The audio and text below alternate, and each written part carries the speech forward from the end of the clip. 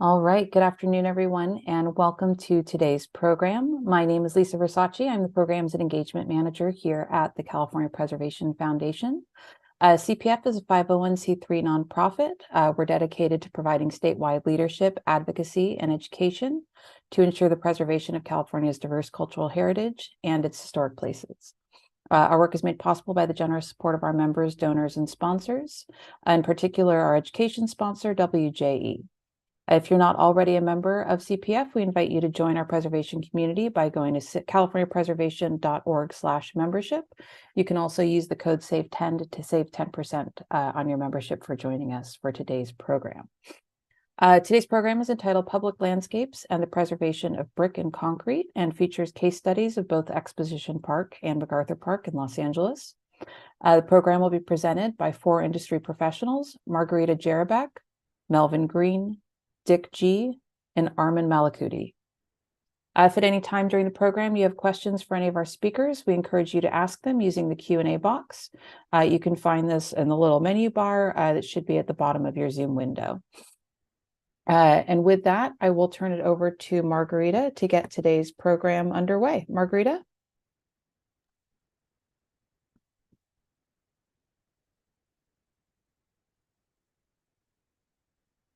Okay, we're presenting this Public Landscapes Preservation Program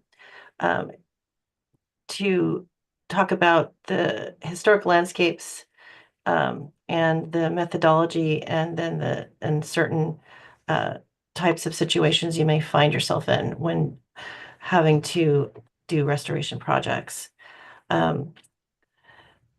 This presentation is going to be given in basically 3 sections. Next slide, please. We're going to talk first about evaluation and documentation, which was led by ESA. We did the historical research. We identified the character-defining features, and then Positive Image did HABS recordation, and then GBG did the land survey and measure drawings. So we'll be talking, Armin and I will be talking about that, and then we'll move to the case study portion, which will be led by Dick G and Mel Green to talk about each garden. Next slide.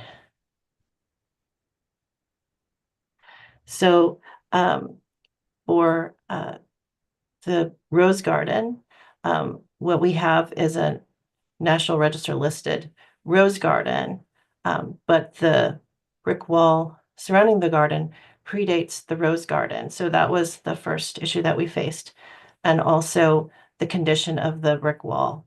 So we have a large rose garden surrounded by 3 institutional buildings, and then the USC across the way.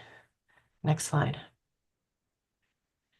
Just to set up the context, you have the Armory building to the east. You have the Museum of the California Science Center, formerly the first state exposition building, to the south. And then you have the Museum of Science and Art, which now is the National History Museum, to the west. And then you also have the stadium that to the east as well, further east. Okay, good. Next slide. So the beginnings of the garden was Agricultural Park, which was originally outside of the original 4 square leagues Royal Grant of Los Angeles. And at first was a agricultural park set up to support the growth of local commercial agriculture. But the agricultural park went bankrupt, and in 1879, the new owners created this agricultural park, which became a place for gambling and racetracks and all of that, and it became an area less desirable. So these are some photographs showing its uses and its location back at that time period. Next slide. Okay, then as urban growth began to surround Agricultural Park, the park's neighbors demanded an end to its unsavory activities, and USC opened across the street in 1880. In 1898, William Bowen, a prominent Los Angeles attorney and devout Methodist and adjunct professor at USC, began campaigning for the city to annex the park and outlaw gambling. So, with the leadership of these civic and university leaders, in 1908, well, in 1899, they persuaded the city to annex both the park and the university, and in 1908, the state of California acquired Agricultural Park. So Bowen, Bovard, and others sketched out a new site plan that included a sunken garden ringed by the Armory Building, Exhibition Hall, and Museum. And in 1913, the brick wall was constructed. So at first, it was, it seems the garden went through many different phases. Sometimes covered only in Bermuda grass and other times in rich floral delights. And there was a horticultural show that opened in 1921 and other events that happened in that space. So it was a civic space. Next slide. So here's some early views of the sunken garden when it was used for the California Flower Show on the left. And then on the right, when it was transformed into a rose garden. So when the LA Coliseum opened in 1923, what better way to signal the city's refinement than with the world's fanciest flower? In 1926, construction began on the rose garden. It was designed by Fred H. Howard, and it opened in 1927. At the time, it was the largest in the country and included more than 100 varieties of roses in formally planted beds. And there were 4 white pergolas located in the garden. So that's what we're looking at here after its opening. And you can see the brick walls, which are still there, and the gates, which are still there, and the pergolas. Next slide. And here's a map from the time showing Exposition Park and the Coliseum. And then in 1932, with the Olympics, a memorial gateway was added to at the entrance to the Rose Garden. Next. And here's a construction chronology. 1913, the wall was constructed for the sunken garden. Between 1912 and 1913, the institutional buildings were constructed on 3 sides. In 1921 through 26, the garden was used as an actual garden for yearly flower shows. And in between 26 and 28 was the establishment of the Rose Garden. And in 1932, of course, the Olympics. And then some alterations have occurred over time.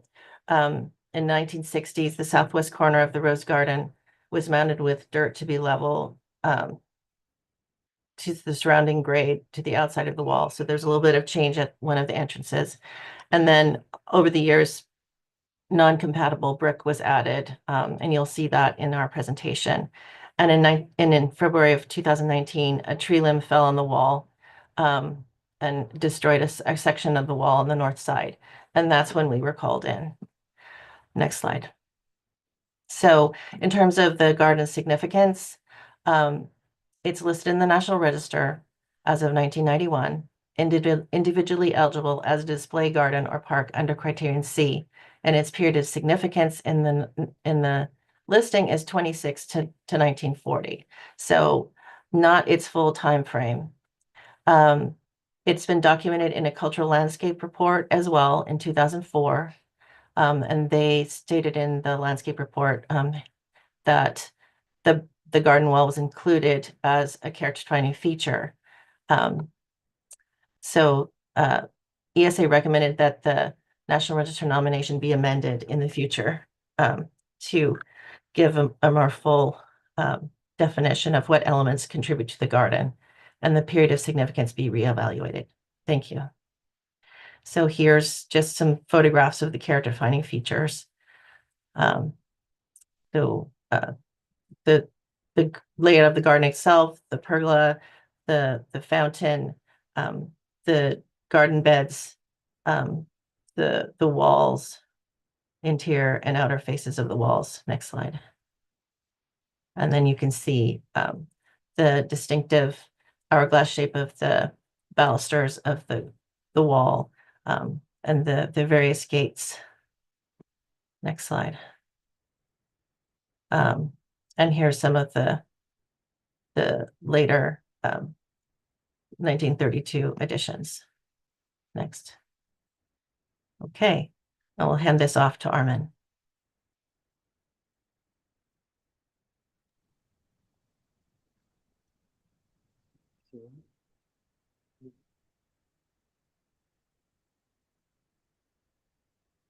Can you get the control John to the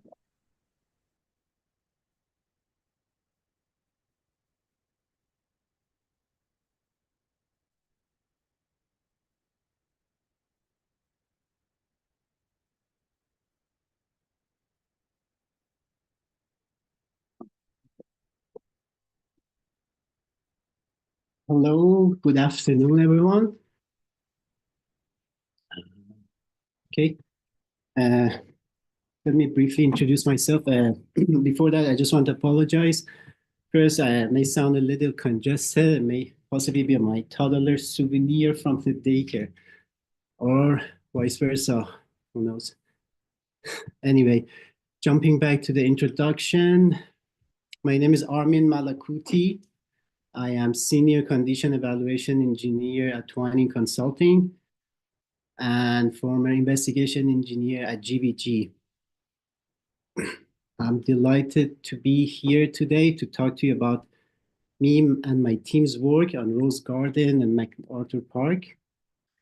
The documentation and non-destructive evaluation for both projects, MacArthur Park and Rose Garden Park, was carried out by GVG. Chris Gray, my colleague, led the measured survey efforts, and I performed the non-destructive evaluation, which is also known as NDE. Our role on the team was to document the location, detail, and condition of the historic boundary wall. The documentation and deliverables were used to generate the archive strategy and provide a foundation for the team to carry out their portion of work. We started by setting up a numbering system. The goal was to be able to identify specific areas quickly and efficiently. Starting with the survey, the boundary wall is comprised of a number of standard identical details of a pier with similar number of balusters in between, and some unique features such as piers at the corner and the gates.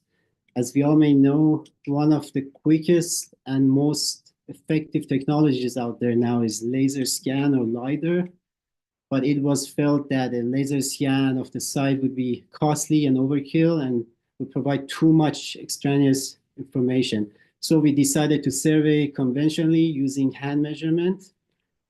This would be embellished with topography survey by total station to provide accurate location and height data. We first identified each standard feature, the individual baluster details. A typical template was a pier with 18 balusters in between for Rose Garden, and a pier with a variation of 9 to 10 balusters in between for MacArthur Park. Here's a picture of one of the piers and balusters of Rose Garden. It shows 18 balusters between two piers. We generated survey sketches and measured accurately typical balusters. There was a picture here, but yeah, for some reason it doesn't show, but yeah. There's supposed to be pictures of sketches or measured, but yeah, for some reason it lost. But we typically we measured accurately typical balusters. Oh, here we go. Compromise a brick with the stone capping and bases. We also carefully measured the location of every pier of the complete site. After that, CAD details were generated of the typical arrangement with elevations, plans, and sections. These were plotted and issued for the team as a foundation to their condition assessment effort, and so that they can be numbered and used for individual markups. We also carried out NDE, or also known as non-destructive evaluation, using ground penetrating radar, GPR on the picture on the right, and metal detector on the left picture. These tools enable us to identify any reinforcement or anchorage between brick components and capping stone and bases, using non-destructive method and without any need of intrusion or damage to the wall components. And if there is any reinforcement, we identify their arrangement. We developed a schedule for every baluster and every pier for Rose Garden and a set of different conditions that could be identified and located easily, which is, you see it as a color code on the right. The conditions included missing or replaced brick, stone, or mortar, and cracks. We also carried out a survey of all the other features, including corner details and the 4 gate access locations, using also hand measurements and sketches, and generated CAD drawings for all of them.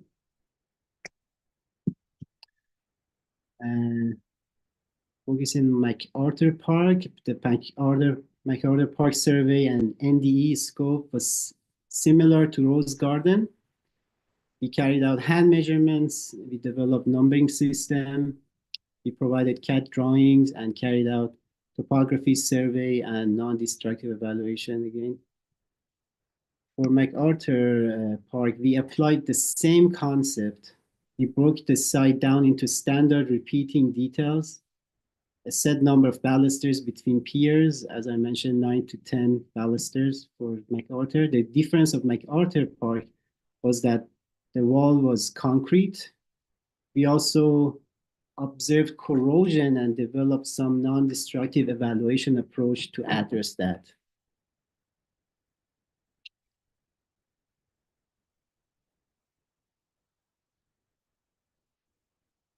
This survey was carried out at MacArthur by hand measurements again, typical detailed analysis and precise sketches of all the components was developed and they carefully measured. The topography surveys were also carried out by Total Station to define the layout of the site and benchmark comparative height values. The measurements then again were used to generate CAD plans, sections, and elevations. The measure survey was for the archive standard and for the team to use. We also established a numbering and reference system for team to use for their condition assessment. There were a number of locations where we observed corroded reinforcement, staining, spalled and missing concrete, and cracks on the wall, on the balusters piers. We carried out a targeted corrosion assessment utilizing a technique called half-cell potential to identify the extent of corrosion and likelihood of the corrosion spreading to the areas where defects are not visually spotted. We also carried out GPR, ground penetrating radar, to map the construction arrangement of the wall components and embedded reinforcement. We documented the wall foundation geometry and used GPR to document foundation reinforcement and anchorage between foundation and the wall.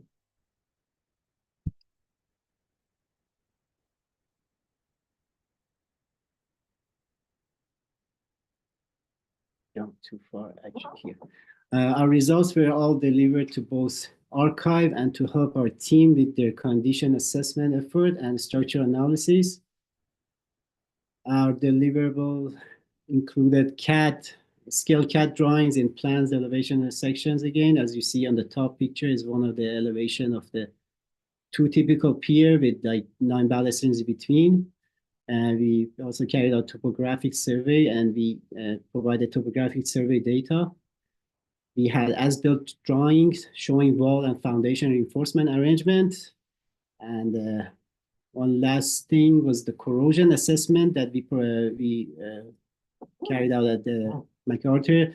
The result presented in contour plots, as you see on the top picture, with the spectrum colors with red to green, showing likelihood of corrosion. This result was overlaid with existing defects to demonstrate the relationship between current conditions and NDE findings. Okay, I'm just wrapping up here and passing it back to, passing the torch to the next presenter. I guess that's Dick. Thank you, everyone.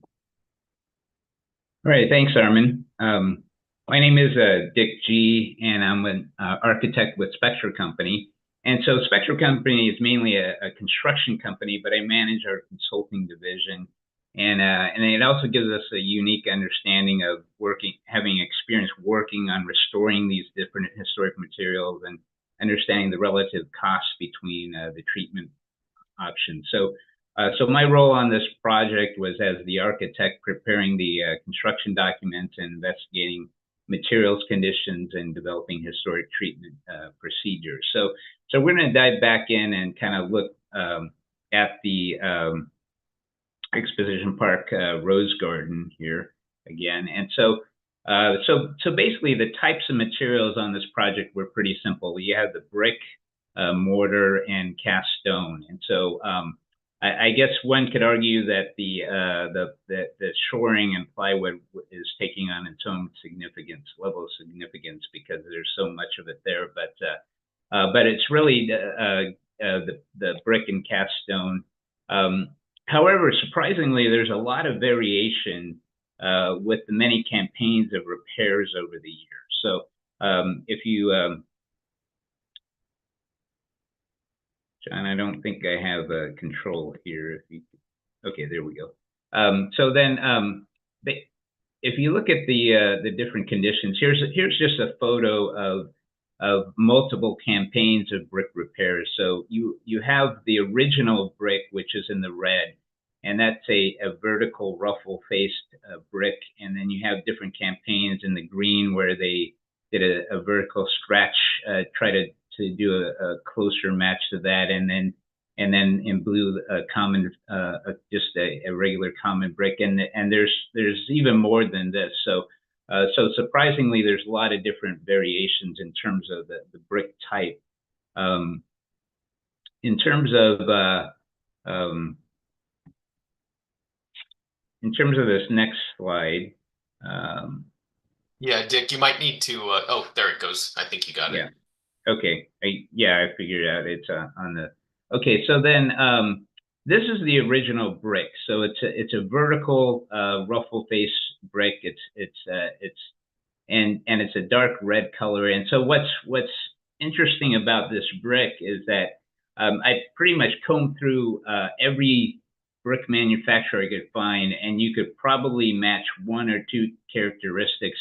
But if you're trying to match all of these characteristics, because of the texture, the color, the size, it wasn't a common size. It was slightly off, a 1/4 inch here, a 1/2 inch there to common brick. And so we came to the conclusion that the only way to match this was a custom-made brick. And so we worked with one of the local artisan brick manufacturers and did a couple rounds. And so we came to a point where we were confident that a custom-made brick could be able to match the original brick. And so the other thing here is that, and one of the typical conditions is that most of the time it's missing piers. So whatever restoration project it would need a lot of brick to match. And so that's what we were running it against in terms of this condition of this project. The next thing is the mortar. And just similar to the brick, there were multiple campaigns of repointing, and so there's the different joint styles. So the original joint style was a raked joint, but later on, a lot of the repointing was a flush joint. So we definitely specified wanting to go back any future projects matching that raked joint. And so and in terms of the mortar, we also did a mortar analysis. So we basically sent the original mortar and also a later repointing mortar and had a conservator do an acid digestion test and just analyze that. And so one thing that we found was that the original mortar was all sand and lime based, so no cement. And so that's pretty common with brick in this era, is to have it lime based with no cement. But one thing we were pleasantly surprised in was that the later mortar also had just a mixture of lime and sand and no cement as well. So one of the things this analysis enabled us to break down, analyze what the composition was, get the approximate aggregate sizes, and actually break down their aggregates so that we could match the colors for future repairs. And so, and finally, the last material is cast stone. So now here you see a situation where there's spalling. But fortunately, there wasn't a lot of spalling on the cast stone, so so these are easy repairs to make and not as prevalent. But one thing that was interesting is that there's erosion that's happening on the where the cement is eroding, and you're starting to get a little bit more of the texture of the aggregate on top. And one thing that we had decided to do was that it wasn't to the point where you're losing the character. So sometimes the repairs could be worse than the actual condition. So I think we allowed that to give it a little bit more time in terms of that. So that's a little bit about the materials on the Rose Garden, and I'm going to turn it over to Mel to talk a little bit more about the structural components.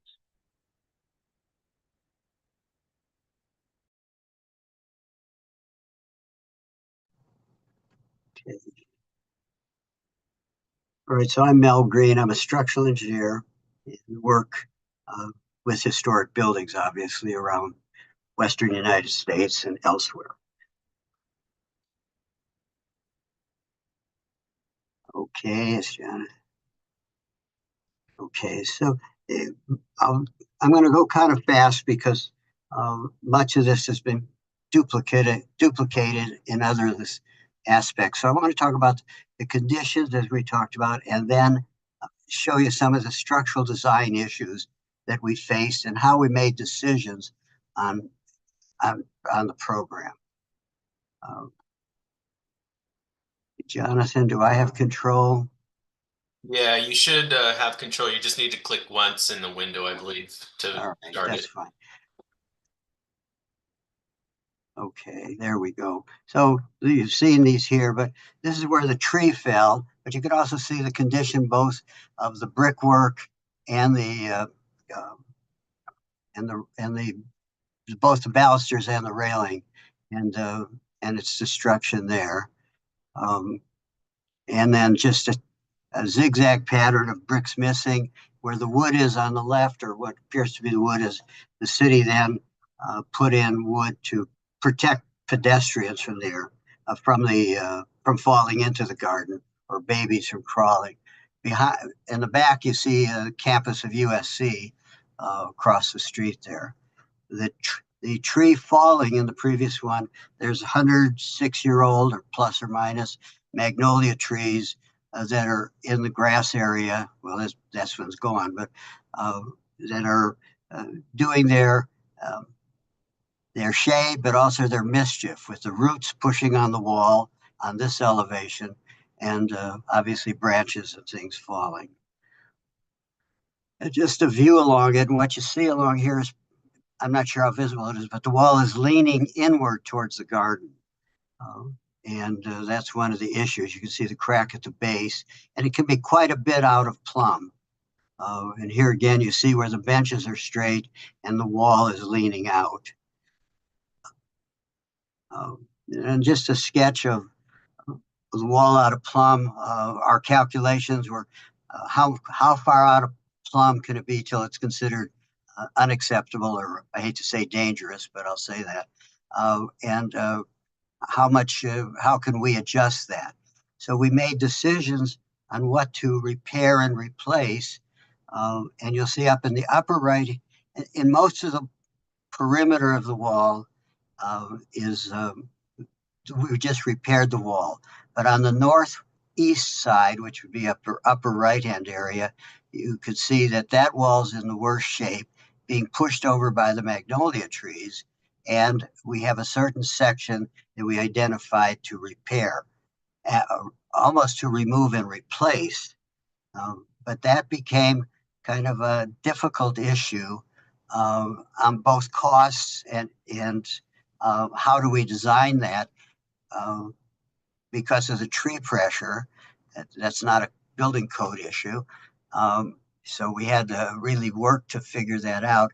So in the lower right-hand corner, you're seeing what we're calling a interim repair or bracing of the wall. And what we've done, or what I've proposed, is to insert a vertical steel tube, like a soldier pile, and that steel tube is then fastened to the wall, so that as the wall wants to push against it, because if it's leaning, the steel vertical tube braces the wall and holds it in place. Now, this is where again, the leaning of the wall is excessive and leading to potential collapse. Well, one of the questions that came up, what is a temporary repair or temporary bracing? And the city was concerned that was going to be 5 or 10 years. And the way cities move, no offense, people, but we think it would be a couple of decades till they get around to this again.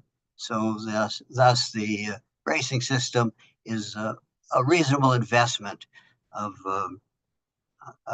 city time and money. Now, I should say that working in the rose garden has a fringe benefit. It's the first time I've ever been paid to smell the roses. So that's it. And then while we're doing all this, we had new neighbors moved in. I just threw this in here. And the space shuttle came in, and they moved the space shuttle to the museum adjacent to the rose garden. That's the only reason I threw this in.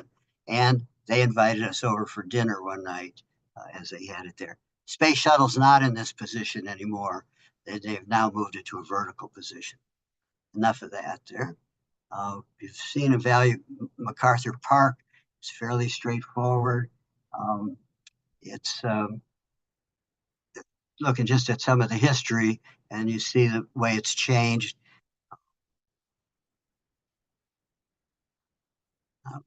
And over the years, somewhere there should be some films in here of condition assessments.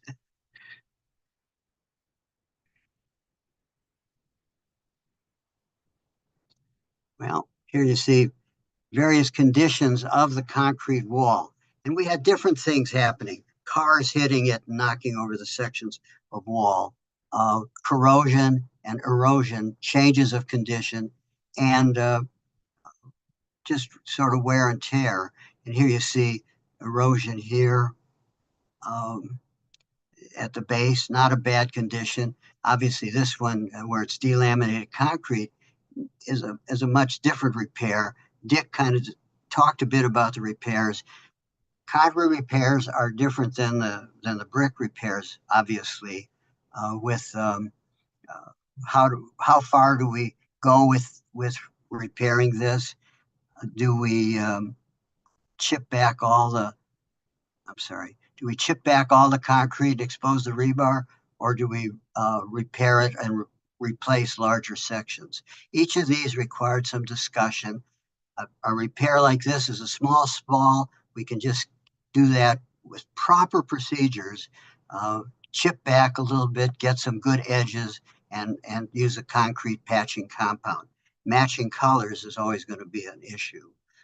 Again, spalls, you see the way the ballast, the railing of baluster is built in sections. And another condition where it's so eroded, the reinforcing sit there. Obviously, this will require more work than the previous slide. Again, similar issues, graffiti, so forth.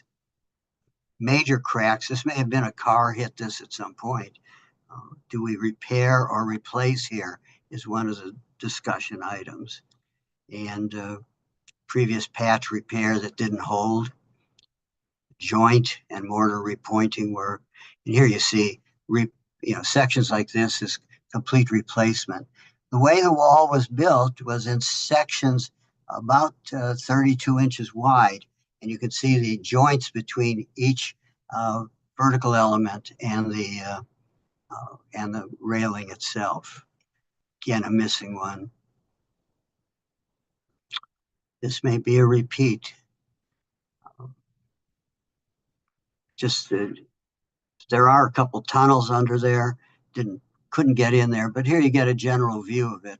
There may be a repeat here, and you can see how the wall was constructed with sections from here to here, precast, and then brought out to the site at that point. Repairs or temporary solutions by the city. The city is working hard to fix things and get ready for the Olympics, and that's one of the reasons that this project will probably go ahead over the next year or two. We also have the World Cup. But you see the kind of damage, and that's where the plywood that was covering was removed. And again, appalled. This is what we looked at before. So this one's a question. Do we chip back the concrete, or how do we go about that?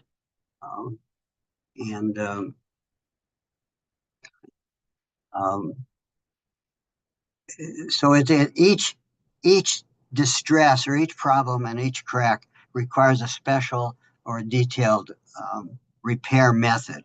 And there are repair methods for concrete that we can handle very easily.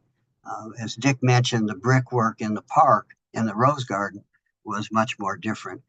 A couple other just thoughts for you to know where in MacArthur Park, where the highway is, where we are repairing or replacing segments of the wall. Should that be designed to the current highway bridge standards and railing standards, or should we just duplicate what was there before? Turns out after investigation and discussion that there are provisions within the federal highway or AASHTO design guidelines for historic elements. So we're able to handle that. So that resolves that. And then the other things will just be pretty much repaired or replaced in kind. Lisa, I'm ready for you. Thank you, Mel. Yeah, Lisa and me, I guess. Yeah. I think I don't know if Margarita wanted to go over the context of the history of MacArthur Park at all, or if she wanted to dive right into questions. So I went over your stuff. Sorry. I don't know how much time we have, but I could do a few minutes if you just want to go back to those slides. Yeah, we have about 5 minutes, so I'll start it right at the just to kind of give some context on the second project, so people know the history of that site quickly. So here's the second set, Margarita, and then we'll thank you. Questions. So originally Westlake Park, now known as MacArthur Park, was established in the 1880s. It was originally built as a drinking water reservoir, but was later converted to a public park. After it was a reservoir, it became a refuse dump and was swapped for land with George S. Patton Sr. and then made into a park. The park was a popular recreation spot for boating. There was music and a bandstand, and theater. It was renamed MacArthur Park on May 7th, 1942. So here's some early postcards that show the boating activities and the way it appeared with the 19th century type plantings and winding walkways. In 1921, before Wilshire Boulevard was extended through the park, this is the built-out version of MacArthur Park with the single large lake. Next, we see the early proposals to bring Wilshire Boulevard through the park.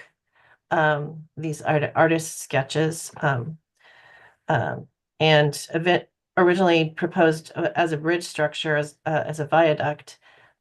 Later, they determined to build it as a earthen viaduct across the park. Next slide. So here's construction underway. And you can see the berm being created, and the photograph on the right in particular was helpful for us. These construction photos were helpful for us to understand how the walls and the viaduct were constructed to help us to figure out the construction methods so we could do the conditions analysis. So here it is, fully completed in 1934. And you can see one of the tunnels. There's two tunnels. And then there's entrance sort of gateways at each end of Wilshire Boulevard with these pylons. And then you can see how the lake was divided into two. Next slide. And over time, the smaller lake was filled in. So you can see in 1968 and then in 1979. And then in the 1980s, there was some alterations to the gateway with some a gateway installation. And there was also some art, community art programs there where a bunch of arts installations, temporary art installations were made. And in addition, there were these paintings that were done, these murals that were done. And around that time was when the park was designated an LAHCM. Go on. So it's now a designated park, but the Wilshire walls are not included in. It's not clear if the Wilshire walls are included in the designation. So we had to evaluate whether or not the walls contribute to the park's significance. And so the park itself is significant under criterion A11 for association with the development of Wilshire Boulevard and the ideas of the City Beautiful movement and associated with the development of Westlake Park, and under C33 for design associated with the WPA era constructed feature in MacArthur Park. So that's the significance of the Wilshire walls within the park. That's pretty much what I wanted to say. Great, thank you. I think it was helpful for people as we dive into the questions here, and timing is perfect. We have a full 15 minutes for questions. And we have 10 questions in the Q&A box. I'll take the first one, and maybe Lisa can take the next. And if you're a panelist here or a speaker, feel free to turn your camera on now. So I usually like to take these by the number of people who upvote the questions, but nobody's upvoted any, so I'm just going to take the one at the top here. And this is from Julianne. She's referring to the Rose Garden project. And whoever thinks they can address this, maybe Margarita first, is how did this, maybe Margarita can address this, or maybe somebody else from the project team. How did the project really start? Like, what was the impetus behind the Rose Garden project, and why did the city sort of step forward and approach your team? So ESA has an on-call contract, environmental services contract with the Department of Recreation, with the city Recreation Parks Department. And so there was a bid process for that and was competitive because we're on a bench. And the impetus was that the tree limbs fell and damaged that northeast section of wall. So they wanted to reconstruct that, and the city engineers had their ideas of how they wanted to do it, which didn't meet this, which we reviewed and didn't meet the Secretary of Interior standards. And so we had a discussion with the city and determined that doing a historic structure report for the wall would be the most the best approach from a preservation perspective and for both short and long-term goals. And so then we put this interdisciplinary team together and developed our scope of work and worked with the city. Great. And the second part of that question is about the brick wall being included in the project, since I guess I didn't catch this in the presentation, but it's outside of the period of significance that you determined for the site. So yeah, the National Register nomination was for the Rose Garden itself. And it was unclear whether or not the wall was actually included in the nomination. When the Historic Resources Group did their cultural landscape report a while ago, they said that since the wall was there and that it was integral to the garden itself, that they said it was included because it predated the period of significance and it was a structural component of the garden, which is logical, but it wasn't specifically mentioned. So the city asked us to evaluate whether or not the brick wall was a contributing feature of the Rose Garden. So we said that it was, and we explained the whole history. And they agreed that it was significant, and they went ahead with the HSR. Great. Yeah, I think that's helpful for people to know. Lisa, I'm sure you are dying to ask a question, so I'll turn it over to you. Well, I will. We've got 3 here that are very similar, so I'm going to kind of combine them. There's a lot of interest in who you used. Well, there's a lot of interest in the brick. And the combinations are questions of were you able to find old recycled brick sources? Could you reiterate the designer of the brick wall and the designer of the MacArthur concrete wall detailings? And then again, another similar question, what firm did you use to replicate the bricks? And so forth. So if one of you could tell us more about the brick is what we're leaning toward here. I could jump in on the brick. So one of the things is that in terms of the manufacturer, someone asked the question is were you able to find manufacturer, but we looked, and sometimes there's a stamp on bricks, but there's nothing on this one. And we looked at some of the local catalogs of some of the historic brick manufacturers locally, and we couldn't find anything that matched. So the closest thing we could find was to do a brick match. And so we work sometimes, there's a local company called Arto Brick and Tile in Gardena.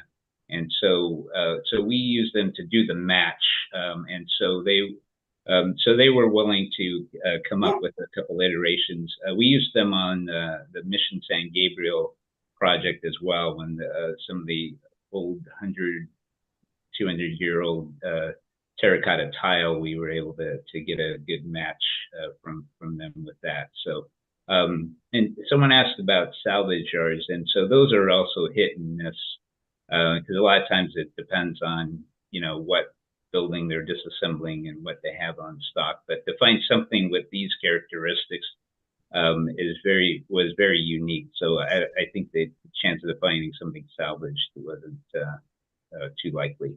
I think in terms of the designer question, that might be something I would have to post to Margarita. Do you know the original designer of the wall, or? Yeah, this the sunken garden was designed by Fred H. Howard.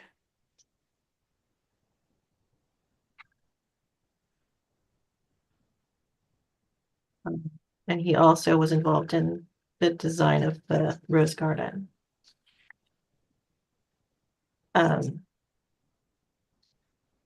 My feeling is, because it's basically a retaining wall, that the architects that were involved in the Army building,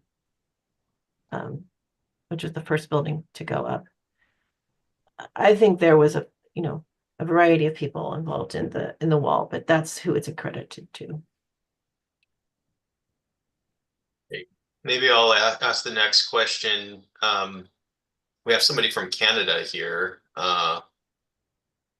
Michelle is asking, this might be a question for Mel, I don't know, or maybe somebody else, but I'll start with Mel. How successful have you been with repairing concrete as opposed to replacing? In Canada, we have our freeze and thaw, and it's very challenging. Does anyone have success with repairing cooler climates? I saw the question and I thought about it for a couple minutes. I think it's mostly the proper techniques and the depth of the correction. Too often, or the repair, too often they just feather out the edges in a lazy way. We require them to chip back or cut back the patch so that you have a half inch or more, in our area, a half inch of straight surface for bond, where the new material bears against the existing material. So you have some meat for a physical and a chemical bond between the new and the old. And my experience is that if they just feather out a joint or a repair, it doesn't last. And the reason is, of course, moisture probably gets in there. Whether the durability of it in, excuse me, in the Canadian weather or Minnesota or any part of the country, I really don't have the experience to give specific answers. Okay. All right. I'll go with the next one. And Marguerite, I apologize if you touched on this when you gave your response earlier about ESA's contract. But is there a long-term management plan that's associated with the work that you did here, or was this something that's kind of one and the city's going to move on to the next?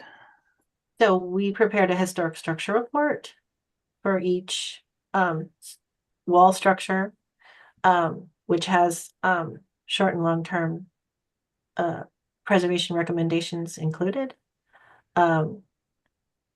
So it doesn't include each HSR has a plan within itself. In terms of how the city's going to implement that, I have no information on that.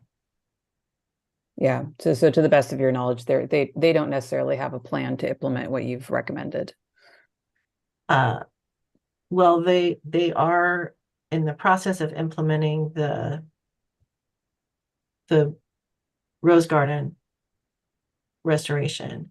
I don't believe they've started the MacArthur Park Wilshire Walls project, but as Mel indicated, we believe that it's on their list for the Olympics because that's an important part of Wilshire Boulevard, and so we don't know exactly, but we expect that these are going forward. Great, thank you. I like this question from Anthony. He's saying, well, maybe we've already answered this. This is another question about the bricks. But I think this is maybe a different angle for that earlier question, which is replacement with replica bricks. We all know the Secretary of Interior standards, right? Where you try to replace in kind, but you also want any sort of additions to be differentiated from historic original constructions. This is more of a material replace in kind, but I guess the question really points to, could replica bricks interfere with our future historic kind of understanding of the site? I think this is partly a question for Margarita and partly a question for Dick, because Margarita, you've seen the historic photos, you've kind of done the research on the original construction, and Dick, you're kind of you're trying to figure out how to kind of replace what was there with materials that are available in the market now. So how do you feel about the proposed replacements? Do they impact the historic integrity of this site in any way? I think from my perspective, you know, as good of a match as you try to make it, you're never going to come up. There's going to be a little bit of differentiation, especially if you come up with a perfect match. You're not matching a new brick. You're matching a brick that's been weathered for 100 years. You know, so there's always going to be enough differentiation, and I would say you wouldn't want too much differentiation where it's not going to fit as a match either. So that's just my thought on it. Okay. Okay. That's an interesting way of looking at it, because I mean, this is a material replace in kind rather than sort of like, say, we're adding an addition to a site or putting on a whole new window or something, you know. So Lisa, John, we have one person who's raised his hand. Dan, did you have a question that you wanted to ask? You should be able to unmute yourself.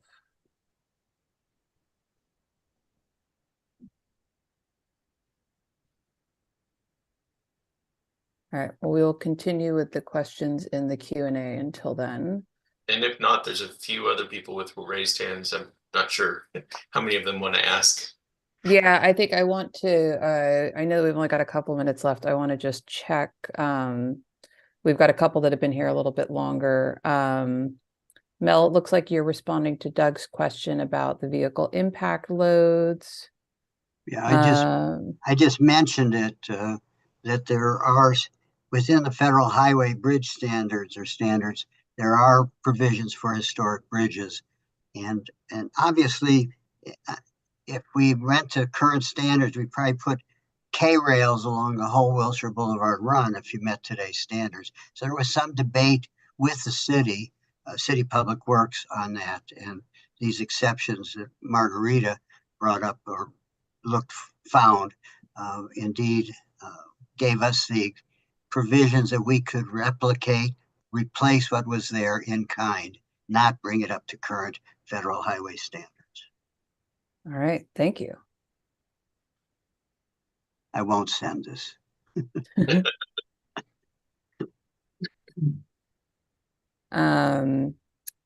Michelle asks, the gates seem to be in wonderful condition, and has asked if those were recently conserved as well. I believe that's Weren't part of our, we looked at them, but they were in good, they were pretty good condition. I don't believe we made any recommendations with regard to the gates, did we, Dick or Mel? I don't think they were rebuilt, you know, Yeah. both for the Olympics in '84 in prep for that. And then I think vehicles struck them. So they kind of met current standards, and they were relatively new, as I recall. Did I answer that?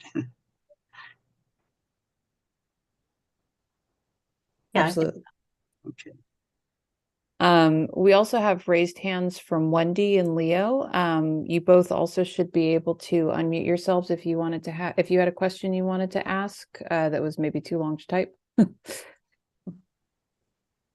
I'm happy to ask it. I just was asking Dick if sourcing contemporary custom bricks is going to significantly increase the cost of this project. Isn't that correct? Obviously, custom bricks are going to be more expensive, but you know, with this project, it had required a good quantity of bricks. So I mean, obviously, the more you do, once they set everything up, the real cost is in matching it and coming up with it. And then once you set up the production, then you can produce more and more.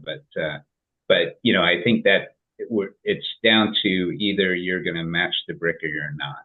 So it's not like buying a brick would have matched it. So. Thank you. Yeah, and there's a related question that'll follow on that, which was, and I don't think this was asked earlier, but I think construction group or contractor is doing the brick repairs for the Rose Garden wall. Does anybody know? It's a city. Thing that we go ahead, Margarita. It's a city contractor within their contractors list. I think the name of the company is Child's Play.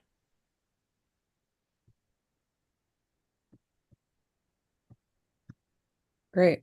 Well, I think Michelle's last thing here is a comment. So I think that takes us through our questions. So a huge thank you to all of our speakers, Margarita, Melvin, Dick, and Armin. Really appreciate you taking the time to share this project with us, or these two projects with us, actually.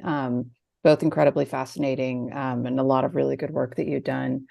We, of course, also want to take a moment to express our well wishes for all of our friends and everyone in Los Angeles who are directly or indirectly affected by the fires. We've had a huge outpouring of outreach and support from many of you. We're in contact with local preservation heritage organizations, and at this time we're directing people to LA Conservancy's website.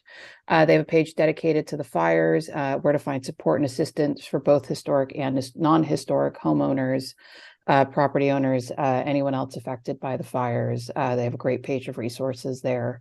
We're deferring to them at the moment. John or I will be sure to paste the link to their website into the chat right now, so you can take a look at what they're doing. On behalf of myself, the California Preservation Foundation, thank you all for joining us. We hope you enjoyed the program.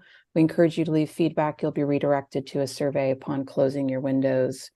We hope to see you again in another program soon. We're just kicking off scheduling our programming for 2025. So please keep an eye out for emails from us or check our website. We will have some updated program listings coming out in the very near future. While you're there, also consider making a donation to the California Preservation Foundation or becoming a member. As we've said before, we can't do this without your support. Thank you again to our amazing speakers for taking the time with us today. We really, really, really appreciate it. And we hope to see you all again sometime soon. Thank you again.